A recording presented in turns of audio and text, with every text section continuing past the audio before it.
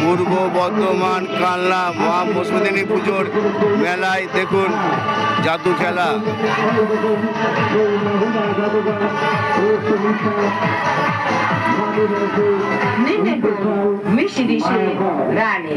মিশিদেশের যে রানী ছিল উনি ওনার প্রজাদের অত্যন্ত ভালোবাসতেন। প্রজারাও রানীকে খুবই শ্রদ্ধা করতেন। হঠাৎ রানী মারা যান।